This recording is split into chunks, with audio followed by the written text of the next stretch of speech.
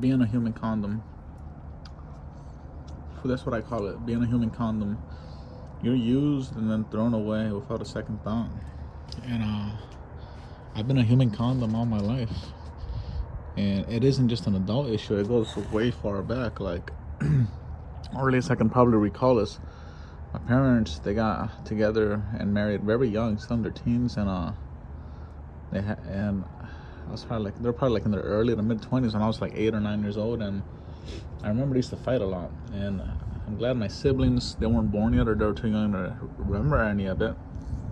But I remember it.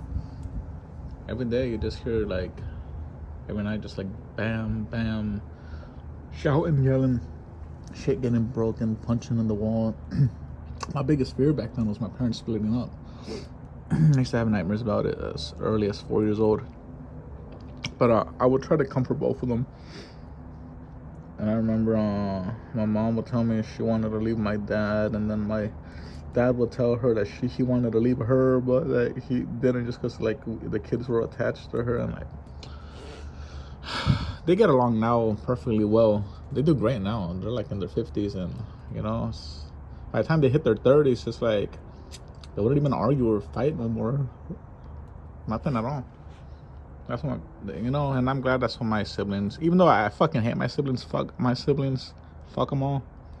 I like my little brother, that's about it, but I like more like tolerate him. I do like him, but I know he doesn't really like me, but I don't give a fuck. I just hope he's okay. But I'm glad my siblings only got to see my parents argue a little bit, like just a little, you know, like old man, old woman bicker back and forth, like, hey, turn the TV off, or like, hey, you know, like, don't touch the thermostat, shit like that. But yeah, no, they didn't get to witness any violent shit like that. But I would also try to get them to get pissed off at me when they were fighting. That way they direct, you know, their anger and everything towards me. But that never fucking worked.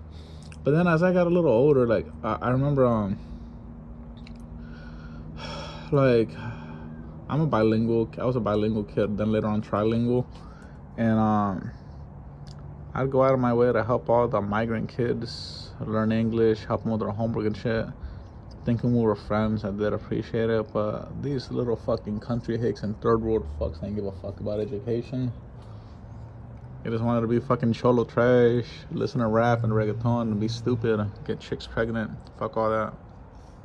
I didn't appreciate that. Then I was with that stupid cunt C, and I had to help her with her homework, help her improve her grades, and she didn't give a fuck about that. She dropped out in 8th grade, became a single mom at 16, and has multiple kids, custody of none of them. Like, what the fuck was I doing?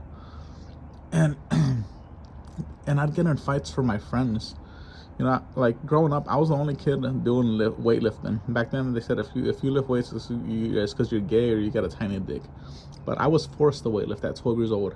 My dad, he's into bodybuilding, powerlifting, and he would force me to do it, so I picked it up. He said it'll make you a better fighter, and I already had the martial arts background since I was 7 years old all the way till now, even though I haven't trained in a year. It's been with me forever. So the kids who I thought were my friends would just use me, have me pick fights with people that other kids didn't like, or other people. And then I'd be such a fucking simp. I would be dating that horse C, and I'd be getting in fights with adults and when I'm still in my teens, and thinking, I'd be thinking like, oh, if I fight him, he's gonna leave her alone. She ain't gonna want him no more. She'll want me. She'll stay with me. She'll love me. When bullshit, she's gonna get her back blown out by him, and he's gonna get what he wants from her. That's gonna be the end of it, and I'm here stuck looking like a dumbass. I mean, you can say, hey, Jewel, you kicked the grown man's ass, but yeah, that ain't cool looking at it back. I'm a fucking pussy, worthless piece of shit that I think I wore a mask this whole time, just hiding behind my MMA, and like I'm bigger than the average guy, bigger and taller than the average guy, so like it's probably only been like a mask, you know, that I've had, and I'm smarter than the average person, except when it comes to math, of course.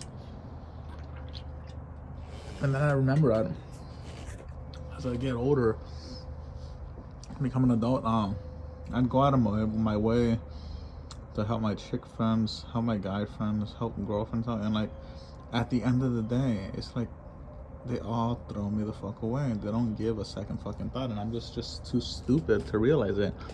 I don't know. I don't know. Is it the ADHD, ADD? I hear it's the same thing. I only when I think about that, I just think it just we just develop slower mentally, and we're hyper and can't focus. But I don't fucking know, like, why do I let myself get used like this? And then even when I met my fucking baby mama, like, this was like, I used to have this attitude. I said, like, it was like, whoa, I'm never giving up on anything. And like, my baby mama put me through so much fucking bullshit. I never loved the bitch. I just felt I had to stay with her because, you know, growing up Latino, if you get a chick pregnant, you gotta fucking stay with her until the kid's 18. You're a fucking slave. You gotta provide for them. Fuck that shit. My own community fucking rejects me, then I reject their own shit. I fucking reject you. Just like you rejected me. As this child to an adult, I fucking reject y'all as well. I wish I just would have been able to accept that back then. I was just too young. But yeah, the bitch stressed me, wore me the fuck out.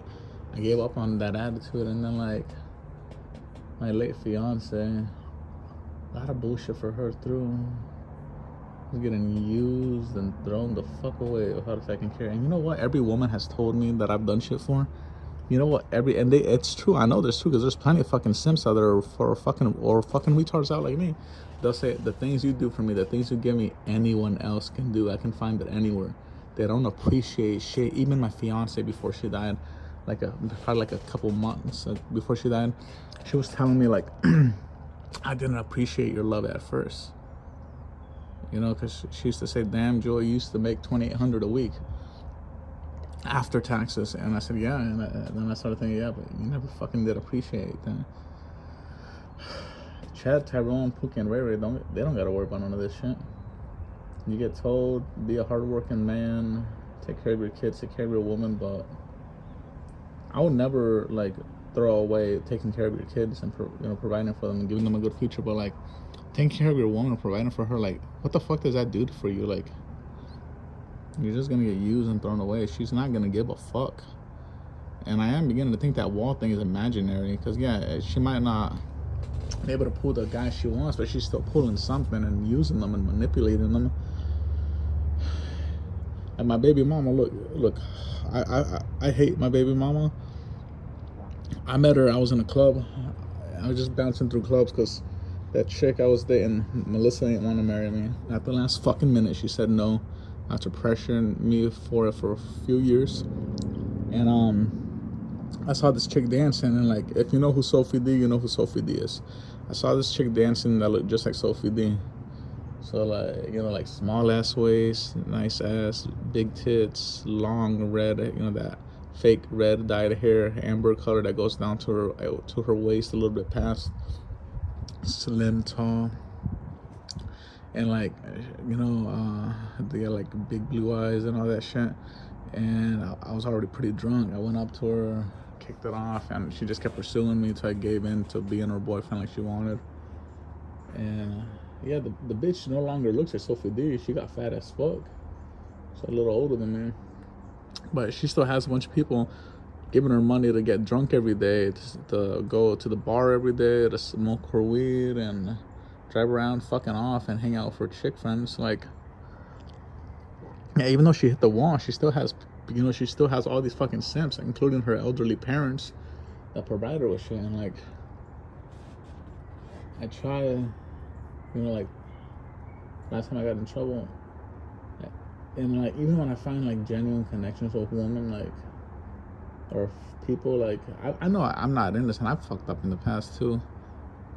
Like, the people I used to coach for, like, I was just fucking depressed and like going through some shitty shit, you know. Like, I was a shitty employee, shitty friends, but I thought they saw me like a friend. They never saw me like a friend, more like an asset, you know. Anyways, I have told them I'm sorry and I hope they forgive me one day. They just kind of ignore me when I bring that up, but I still say hi every now and then to them. It's probably another reason why I never go back to training. Like, not liked in the martial arts community around here. If I didn't have my house, or if I wasn't in this custody battle, I'd move to a different fucking state and just start over when it comes to MMA, martial arts. It's one of the only things I have still that makes me happy. Before everybody and their fucking baby mama got into that, I was the only kid that was into MMA. Everybody would say, "Oh, you do martial arts, so you can't fight, or because you're a pussy and all that shit." But they had those stupid ghetto stance. You know, as soon as I see that stupid ghetto stance, I know two things are happening. I'm getting that double leg takedown on your ass, or I'm knocking you on your ass with my cross. You know, but fuck it. That's sorry for another time. But I remember seeing the MMA and all that back in the early 90s. Me and my dad used to get them on VHS. And I had just started martial arts. So it'd be cool watching it all, you know. And then I've had so many jobs in dojos and schools, gyms and clubs, where I give them my all. I do anything they ask of me, anything they want. And any little instinct, they're ready to fucking hang me and kick me out. You know, any little fuck up I have. Chad, Tyrone, Pook, and Ray Ray, they can fuck up numerous times. But me, any little slip up, I'm getting fucking hanged. It was the same thing with my fiance's family. Like, her dad's cool and all. Me and him, you know, still talking. Like, me and her mom are speaking terms now. But like, when I first got with her, like, her mom and her sisters, like, they would like lash the fuck out of me over anything. Like, I wouldn't do shit. They'd fucking take it out on me. They fight with their daughter, you know, they take it out on me. Their daughter's fucking up. It's my fault. Or like, what the fuck? Her daughter used to date like an abusive, ghetto ass piece of shit, you know, Pookie and Ray Ray. And like, short as fuck. Like, don't think that I think I'm inferior to the Pookie and Ray Ray, Tyrone and Chad, because I can alpha the fuck out of them. I've been beating up on those guys since I was a kid, and I can still beat up on them now. Last one I beat up on them was back when I was in my late 20s, about my late 20s. I was working in a club. Stupid situation went down. I was the security guard there for the night. So look, I don't feel inferior to them at all. I know I can alpha the fuck out of them. I know I can beat the fuck out of them and like throw them around. I used to make over $100 grand a year. I know I have that, but it's just something about them that I don't match up to, and that people, women, society give them the best, give them this fucking royal treatment that I will never receive. And I just get used and thrown out like an disposable condom. And like, that's probably why everybody kept telling me to join the military, because, you know, I still want to. I can only do National Guard though, because I'm a single dad. But, you know, probably a lot of military guys feel disposable as well. Just a number.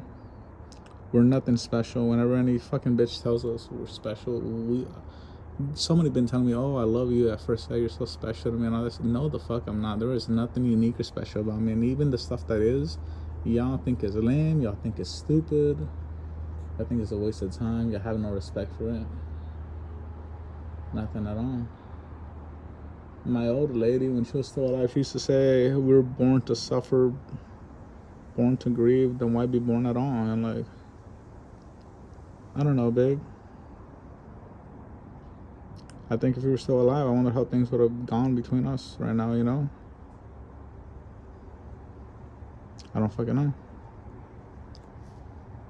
But I'm tired of being used like a condom. I can't change it. Even when I try to ugly max and making myself look as ugly as possible, as intimidating as possible, just so people will stay the fuck away from me, not even talk to me. Like that chick. And other chicks too, but I didn't like any of the other chicks. The only one I grew to like was Fairy. Y'all seeked me the fuck out. I made myself stupid, oblivious, and asexual as much as possible. Even telling you I'm not interested in human woman.